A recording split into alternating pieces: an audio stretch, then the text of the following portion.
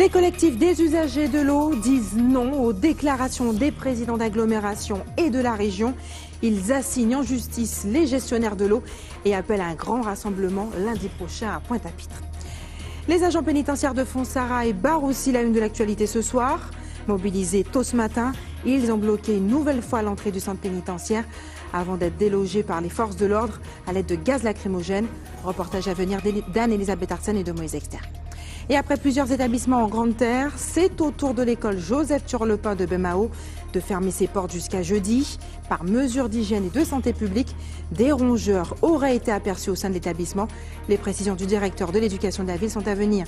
Et notre archipel disposera fin 2018 du plus grand parc éolien installé dans les Antilles françaises. La Guadeloupe s'impose ainsi comme un territoire résolument tourné vers les énergies renouvelables. Les détails de cette performance avec Linda Kayassi dans ce journal. Bonsoir et bienvenue sur ATV Guadeloupe. Tandis que les élus tentent de prendre la mesure de la colère populaire générée par le manque d'eau dans les robinets, les associations et les collectifs ont accéléré le mouvement ce week-end. Réunis ce samedi à la mairie de Goyave, ils ont décidé de porter cette affaire sur le terrain judiciaire et de lancer la première grande mobilisation sur le dossier de l'eau. Reportage Karen Ziama. Devant l'urgence du dossier de l'eau, des usagers excédés ont créé ce vendredi un rassemblement qui regroupe comités et collectifs déjà en place. Sous l'appellation Au Secours Guadeloupe, ils espèrent trouver des solutions rapides. Nous avons donc des citoyens, nous avons l'association Rêve Guadeloupe, vous avez l'Union régionale des consommateurs, vous avez l'association de monsieur Parent, vous avez monsieur Kiaba, enfin tout un certain nombre de Guadeloupéens, et nous avons même eu aussi l'ordre des avocats qui s'associe à cette démarche-là, et nous disons que nous devons avoir l'eau tout de suite. Et nous ne tenons pas à repayer une prestation qu'on a payée et qui n'a pas été fournie. Si la récente signature d'une déclaration solennelle pour l'eau n'a pas satisfait ces usagers excédés, les délibérations prises par la région lors de sa première commission permanente de l'année, à savoir le renouvellement partiel des canalisations de l'usine de Vernou ou encore la sécurisation des réseaux pour Capesterre-Belo, n'auront réussi qu'à les excéder davantage. Lorsque nous entendons les collectivités dire qu'effectivement ils vont financer donc des travaux pour qu'on nous donne de l'eau, c'est-à-dire que la région a pris une délibération le 9 janvier en disant je vais faire ces travaux-là, je vais financer. Est-ce que cette délibération met de l'eau dans le robinet? Non. Alors, allons-nous aussi, cette délibération que fait le président de région ou le conseil régional en disant pour Capesterre-Belo, pour la sécurisation du réseau de distribution d'eau potable à Capesterre-Belo, le coût de l'opération est de 3,45 milliards. La région mettra 862 500. Mais qui est-ce qui va payer encore? Pour Bemao, 216 500 pour la réhabilitation du réseau d'eau de Budan. Qui est-ce qui va payer? Encore les consommateurs. Pourtant, nous avons payé depuis 20 ans. Nous cotisons à chaque facture pour qu'on puisse pour refaire les canalisations. Alors, où est passé cet argent-là? Une question polémique à laquelle le rassemblement tentera de répondre lors de sa première mobilisation le 29 janvier prochain, dès 7 heures, face au tribunal de Pointe-à-Pitre. Et comme sur l'ensemble du territoire national, l'Union régionale UFAP-UNSA Justice avait appelé les agents du centre pénitentiaire de Fondsarail à bloquer aujourd'hui l'institution dès 6 heures du matin. Celle-ci estime que l'outre-mer et singulièrement la Guadeloupe ne sont pas prises en compte. Elle réclame une égalité de traitement avec les collègues de la France hexagonale et des mesures d'urgence. Reportage Anne-Elisabeth Arsène, Moïse Dexter. Le centre pénitentiaire de Fondsarail s'embrase à nouveau, toujours en écho au mouvement national, mais pas que. Nos revendications propres au centre pénitentiaire de Bemao, c'est d'abord un problème d'effectifs et aussi un problème de surpopulation carcérale. De ça découlent diverses problématiques. Effectivement, on subit des agressions, on subit énormément de pression vis-à-vis de la population pénale et c'est tout à fait normal. Je pense que la revendication est justifiée par le fait que nous, pénitentiaires, nous allons pouvoir bénéficier, effectivement, si on nous écoute, de personnel, mais à contrariori, la population pénale aussi pourra bénéficier de ce mouvement. Pourquoi? Parce qu'ils sont 9 en cellule. On a énormément de matelas au sol. La promiscuité, forcément, ça crée des conflits et des problématiques. Au-delà de l'aspect du manque d'effectifs, les agents pénitentiaires dénoncent aussi le travail pénal. À BMAO, à part la formation, on n'a pas de concession. Le travail pénal est mal connu, qui pourrait être une solution pour pouvoir occuper les détenus. Donc, on ne peut plus vivre dans cette situation. Il faut connaître quand même qu'ici, on ne bénéficie pas des mêmes avantages que Métropole. Souvent, on parle de la spécificité de BMAO, et elle est justifiée. On n'a pas d'élèves. Ces élèves-là, c'est des apports supplémentaires qui peuvent nous aider. On n'a pas de stagiaires par rapport à la distance. On n'a que du personnel qui est muté. Donc, on ne peut pas travailler dans ces circonstances. Les agents pénitentiaires de Fonsareille attendent une fois de plus une réaction de leur administration. Ils réclament plus de personnel et moins de détenus, et ce, dans les plus brefs délais. Et parlons de ce drame en Martinique. Une femme a été retrouvée hier, la gorge tranchée dans sa maison à Morne-Pavillon à Rivière-Pilote. C'est la fille de la victime qui a découvert le corps vers 3 h du matin. Le compagnon de la quadragénaire a été interpellé et placé en garde à vue. Après le choc, c'est la colère qui domine aujourd'hui. L'Union des femmes dénonce un nouveau cas de violence commis contre une femme. Reportage Alizé Lutran, Guy Raphaël René. Ce matin, la brigade d'identification poursuivait ses investigations au domicile de la victime. C'est derrière cette porte scellée dans le salon que le corps de Jessica Gabriel a été retrouvé, lacéré de plusieurs coups de couteau, vraisemblablement asséné par son compagnon après une énième dispute. Au lendemain du drame, les habitants de la commune n'en reviennent toujours pas. C'est pas normal du tout. C'est que les gens n'ont pas d'amour, ils n'ont pas de respect, ils n'ont rien de bon en eux qui fait que ces choses arrivent. Et ça me choque parce que j'aime pas entendre les choses qui se passent comme ça. Lorsque des gens ont des problèmes, vaut mieux se séparer que d'avoir ils ont tué la dame et que ça se termine comme ça. Vraiment, c'est pas bien. La souffrance ne peut pas se partager avec des gestes qui ne peuvent pas. Ça comprend l'amour ne se traduit pas sur des gestes qui sont mal ordonnés, mal placés. Il ne faut pas faire ça. Ne faites pas ça du tout. Jessica Gabriel était âgée d'une 40aine d'années. Elle était assistante maternelle. Avec son compagnon, elle avait emménagé dans la commune il y a 6 mois. Sa fille de 15 ans a découvert son corps dans la nuit de samedi à dimanche. Un nouveau féminicide, le premier de l'année qui s'ajoute à une liste déjà trop longue pour l'Union des femmes. C'est un moment atroce qui nous ramène à 6 mois. Puisque de cet acabit-là, ça fait 2 en 6 mois et c'est vraiment beaucoup trop. Nous sommes en colère parce que nous pensons qu'il faut absolument que nous soyons tous et toutes dans la solidarité, dans la sororité et qu'il faut que ces hommes violents sachent très bien qu'à partir de maintenant, à partir d'aujourd'hui, ils seront épiés, ils seront poursuivis, ils seront dénoncés. Après ce nouveau drame, l'Union des femmes espère pouvoir faire avancer les choses. Partout comme ailleurs, le plus gros des soucis, c'est de s'installer dans la prévention et donner les moyens aussi aux institutions comme les nôtres, aux associations comme les nôtres, les moyens d'écouter véritablement les femmes. Nous sommes aujourd'hui à plus de 713, si mes souvenirs sont bons, 713 nouveaux dossiers. C'est avoir une écoute, mais c'est aussi avoir des moments de sensibilisation dans les écoles et partout où les filles et les garçons se fréquentent. Et pour ça, il faut donner les moyens. Il faut que véritablement nos politiques s'installent dans une politique de lutte véritable contre les violences. Ça n'est pas l'affaire de 1 ou 2 associations. L'association prévoit d'organiser rapidement une nouvelle marche contre les violences faites aux femmes. Le compagnon de Jessica Gabriel, principal suspect, est toujours en garde à vue. Il devrait être rapidement présenté au juge. Le procureur de la République, de son côté, a prévu de s'exprimer sur l'affaire demain. Et en Guadeloupe, la prolifération des rats dans les établissements n'a pas fini de perturber l'année scolaire.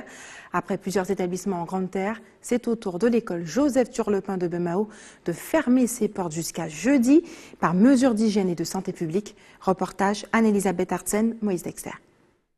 Après l'école Saturnin Jazor du Gosier, c'est au tour de l'école Germain Saint-Joseph Turlepin d'être fermée pour cause de dératisation. L'école Joseph Turlepin est effectivement fermée suite à d'abord un signalement, des signalements que nous avons reçus quant à la suspicion de la présence de rats Donc d'abord, il y a eu une première visite avec les partenaires de l'éducation nationale. Donc ça s'est passé tout à fait en début de semaine. Un certain nombre de mesures ont été préconisées pour désinfecter les lieux. Ensuite, il nous a été à nouveau fait mention de la présence de crottes diverses. Et donc nous avons, face à cette situation, face au fait qu'il y a toujours une certaine psychose aussi par rapport à la présence de rats, donc nous allons assurer le principe de précaution qui vise à faire une procédure de dératisation dans le respect des normes. Lieu de vie de la communauté scolaire, l'école est tout de même un terrain propice au développement de ce problème de rongeurs. Où il y a en fait, quand un certain nombre de pratiques, les enfants ont des goûters, on mange. Il y a de la restauration scolaire, d'accord. Donc c'est un lieu où les rats savent qu'ils peuvent éventuellement trouver à manger. Si nous respectons les principes d'usage, si l'hygiène du milieu est toujours correctement enlevée, si on constate que les poubelles, par exemple, sont régulièrement ramassées et qu'il n'y a pas donc de comportement qui pourrait, disons, justifier que les nuisibles puissent s'octroyer ces espaces-là comme étant des lieux de vie où ils peuvent trouver de quoi manger. L'école rouvrira donc ses portes le jeudi 25 janvier, conformément au délai de 5 jours entre la pause et la levée des appâts. Puis, il y aura la phase de désinfection et enfin le contrôle sanitaire, validant ainsi la réouverture de l'établissement. Le comité d'hygiène, de sécurité et des conditions de travail du CHU est-il manipulé par la direction de l'établissement? C'est la grave accusation que porte la section CGTG du centre hospitalier. Elle dénonce par ailleurs une recrudescence des admissions aux urgences et des arrêts de travail répétés depuis la réouverture de l'établissement. Le point avec Karen Diama. Quelques jours après la reprise partielle des activités du CHU, le personnel du laboratoire a décidé de faire valoir son droit de retrait. Le 5 janvier, les agents ont repris au niveau du laboratoire. Le problème, c'est qu'ils ont eu beaucoup de problèmes de santé, aussi bien au niveau respiratoire, au niveau cutané, au niveau des yeux, au niveau un mal-être aussi, des maux de tête, des malaises, de l'asthme. Enfin, on a eu quand même beaucoup d'AT, d'arrêt de travail pour ce personnel. Et donc, on s'est posé les questions de savoir qu'est-ce qu'on avait dans l'air qu'on respirait. On a demandé des mesures d'air qui avaient été faites au préalable, mais qui sont à refaire, parce qu'il faut savoir que les gaines de climatisation n'ont pas été nettoyées et du coup relarguent encore ces particules dans l'air qu'on respire. Lors de la réunion de crise qui a eu lieu ce matin, les membres du CHSCT ont exigé de la direction des mesures rapides et efficaces, d'autant plus que les agents du 3e étage se plaignent eux aussi de symptômes alarmants. Le personnel du laboratoire est vraiment impacté parce qu'il se retrouve juste au-dessus du local qui a pris feu.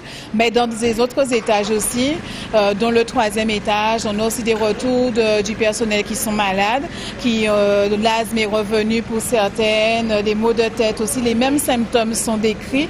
Donc il faudrait faire le nettoyage de l'ensemble des gaines et à notre sens au niveau du CHSCT, même changer les gaines. Ce qu'on demande, c'est qu'effectivement que les recommandations soient appliquées, à savoir que le personnel ait des masques pour travailler, un temps de pause suffisant.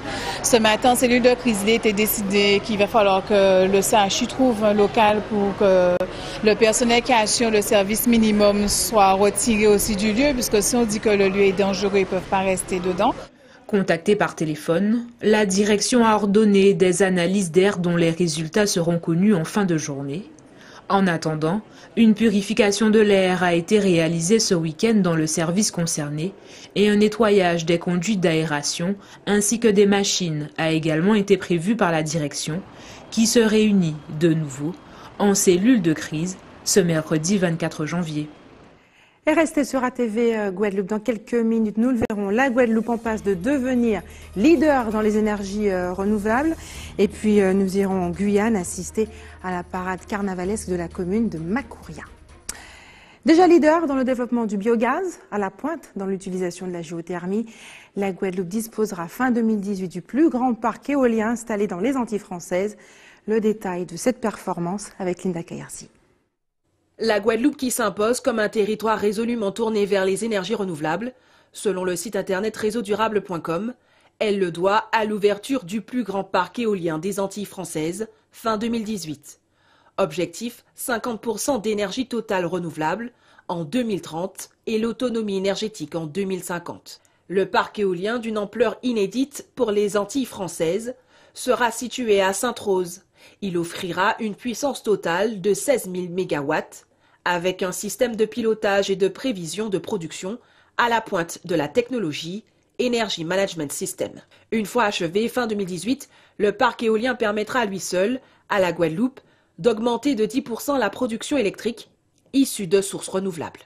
Autre avancée vers les énergies renouvelables, selon toujours réseaudurable.com, le biogaz.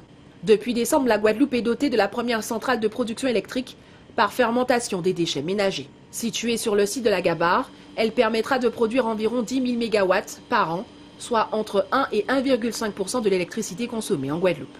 Une seconde usine à biogaz est en cours d'achèvement sur le site de l'Espérance à Sainte-Rose. D'autres sont en construction ou en projet. Après s'être imprégné des cultures traditionnelles de plusieurs régions du monde ayant tenté de résister à toute forme de domination culturelle, notre invitée a eu l'idée de restituer les travaux de ses voyages sur scène. Comédienne et chanteuse, elle écrit ainsi la pièce nommée Travers, un concert théâtralisé qu'elle interprétera mercredi soir au Ciné-Théâtre du Lamentin et samedi à Sonis.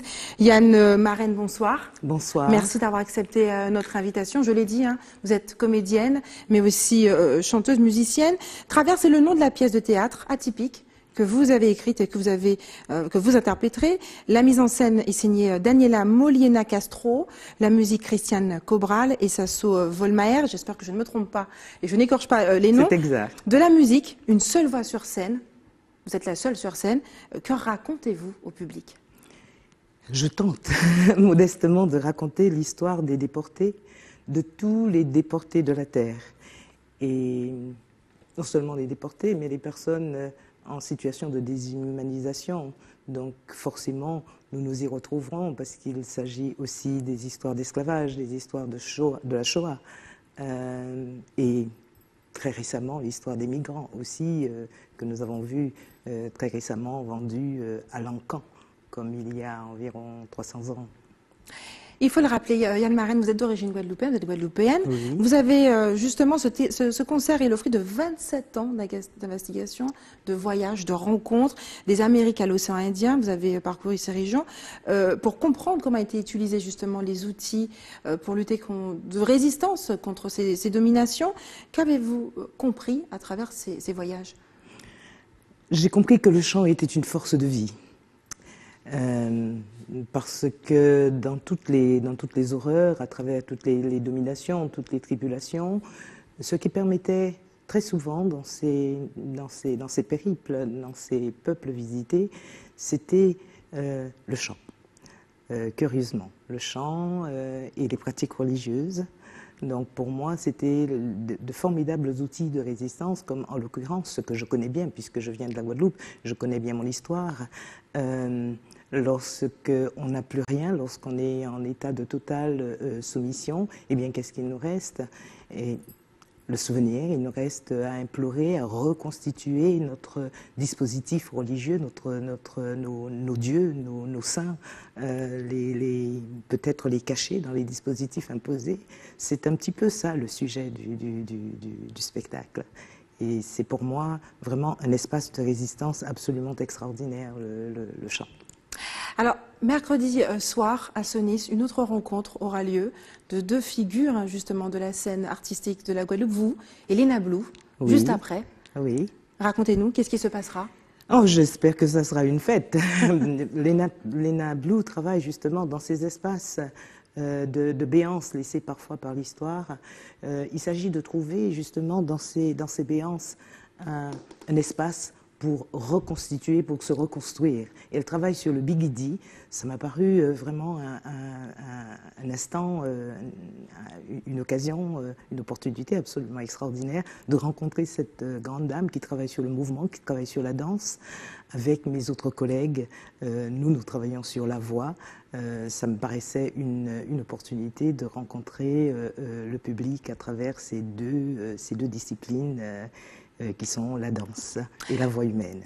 Yann Marraine, pour bien comprendre votre création, il faut savoir que vous avez été initié à la méthode du metteur en scène polonais Jerzy Grotowski, un théâtre minimaliste très peu connu en Guadeloupe. On est peu habitué, qui vise surtout à valoriser la présence des acteurs, pas de décor, pas de maquillage. Comment fait-on pour capter dans ce cas l'attention du public et surtout de le garder? En étant soi, le plus sincère possible, le plus proche de soi.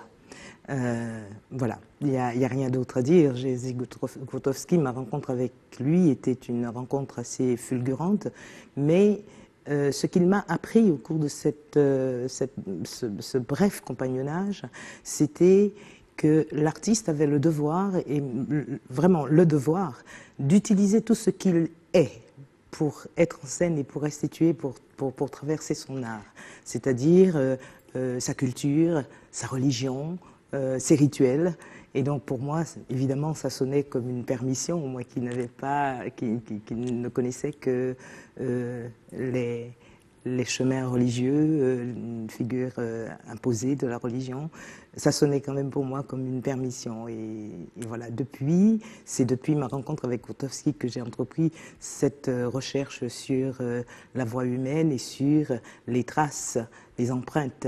Les empreintes de l'histoire et leur inscription justement dans le corps humain, dans la voix humaine, dans le mouvement également, et qu'est-ce que ça pouvait nous apporter pour pouvoir transformer ces blessures en vitalité créatrice, et surtout comment y retrouver sa joie pour participer justement à la création du monde, pour aller parler au reste du monde, comment y trouver de la joie dans la vie. Voilà. Le rendez-vous, c'est mercredi soir. Le rendez-vous, c'est mercredi soir. Le mercredi soir au Ciné-Théâtre du Lamentin, oui. Suivi de ces échanges avec justement Léna Blou. Et puis demain, une masterclass organisée à la salle Robert Loison du Moule, avec les jeunes cette fois, et le grand public à partir de 17h. Quel sera l'objectif? Quels seront les outils que vous transmettrez justement? Ce que nous savons faire, la voix, le corps, on verra, on ne connaît pas encore le public, on sait qu'on a une classe de primaire, et après ça sera le tout venant, donc on travaillera avec eux. L'idée c'est de ne pas avoir de prévision, on fera avec les outils qu'on aura, l'outil humain, la voix humaine, et on espère pouvoir les accompagner, leur ouvrir des espaces nouveaux, des espaces dans la voix, des espaces dans le corps aussi. J'espère que cette rencontre sera aussi une fête avec le public. Yann Marraine, merci d'avoir accepté notre invitation ce soir. Je rappelle que la prochaine représentation aura lieu mercredi soir au Ciné-Théâtre du Lamentin, puis vendredi à Senlis. Restez avec nous sur ce plateau. Ce week-end avait lieu la 2e édition de la parade de carnavalesque de la commune de Macouria en Guyane. Des groupes de toute la Guyane s'étaient déplacés pour cette manifestation qui a l'ambition de devenir la 2e parade du littoral. On regarde ensemble le reportage de Pierre Tréfou qui a assisté à ces festivités. J'imagine bien que ça vous intéresse. On reste avec moi, regarde. C'est sous un ciel bleu que la 2e édition de la parade de Soula a débuté samedi dernier. 2000 à 3000 personnes se sont déplacées dans les rues de Soula pour venir voir les dizaines de groupes venus défiler dans les rues de la ville. Nous avons donc des groupes de Cayenne, de Kourou, de l'ouest de la Guyane, de l'est de la Guyane. Nous avons cherché donc à valoriser toute la Guyane. Il ne s'agit pas simplement d'une parade pour le centre littoral, non. Il faut faire valoir toute notre culture. Ce que nous avons comme culture sur le centre littoral n'est pas identique à ce qui se passe dans l'ouest. Et c'est pour cela que nous voulons justement offrir à toute la population de Macouria et de l'île de Cayenne toutes les cultures et toutes les composantes. Après le succès de la première édition, les Gangans étaient les invités d'honneur du défilé. L'occasion pour eux de voir la tradition perdurer par les costumes des Touloulous de rue. Le Touloulou de rue est la continuité du Touloulou de nuit. Donc il n'y a pas de distance, de séparation entre le Touloulou de nuit et le Touloulou de la journée. Donc on est vraiment au cœur donc, de la problématique d'inscription. Et ce qu'on veut montrer aussi, c'est qu'à travers une parade, il y a tout un lancement économique, touristique, qui nous intéresse, puisque au niveau de l'UNESCO, on nous demande comment se fait la transmission, donc liée à l'élément patrimonial qu'est le Touloulou, et comment donc c'est valorisé, et comment au niveau économique, touristique, il y a vraiment un lien. En plus, il y a aussi le rapport à la modernité, parce qu'on verra tout à l'heure qu'il y aura des groupes qui vont défiler. Et là, on nous demande aussi comment le touloulou perdure à travers des formes nouvelles. Donc, on est vraiment au cœur donc, de la problématique développée par l'UNESCO. Une tradition qui évolue avec son temps, pour le plaisir des petits comme pour les grands. Et c'est l'heure des informations pratiques. Maintenant, faites des réserves d'eau si vous habitez à Sainte-Anne. Des coupures sont prévues dès demain 18h, avec un retour à la normale dans vos robinets à 6h du matin le lendemain. L'équipe de l'établissement français du sang vous donne rendez-vous demain au lycée hôtelier de Pliane à Gosier, de 8h30 à 13h. Et enfin, si vous avez des informations à nous communiquer, n'hésitez pas à nous appeler au 60 11 11. Et voilà, c'est la fin de notre édition locale et régionale. Mais avant de se quitter, je vous rappelle les principaux titres de ce lundi 22 janvier. Nous l'avons vu ce soir, les collectifs des usagers de l'eau disent non aux déclarations des présidents d'agglomération et de la région. Ils assignent en justice les gestionnaires de l'eau et appellent à un grand rassemblement lundi prochain à Pointe-à-Pitre. Et les agents pénitentiaires de Fontsarail étaient mobilisés tôt ce matin. Ils ont bloqué une nouvelle fois l'entrée du centre pénitentiaire avant d'être délogés par les forces de l'ordre à l'aide de gaz lacrymogène. Ils réclament plus de moyens pour assurer leur sécurité. Et après plusieurs établissements en Grande Terre, c'est au tour de l'école Joseph Turlepin de Bemao de fermer ses portes jusqu'à jeudi par mesure d'hygiène et de santé publique en raison de la présence de rongeurs dans l'établissement. Et notre archipel disposera fin 2018 du plus grand parc éolien installé dans les Antilles françaises. La Guadeloupe s'impose comme un territoire résolument tourné vers les énergies renouvelables. Nous l'avons vu en détail avec Linda Kayarsi. Merci d'avoir choisi ATV Guadeloupe. Je vous souhaite une excellente soirée. On se retrouve demain à 18h47.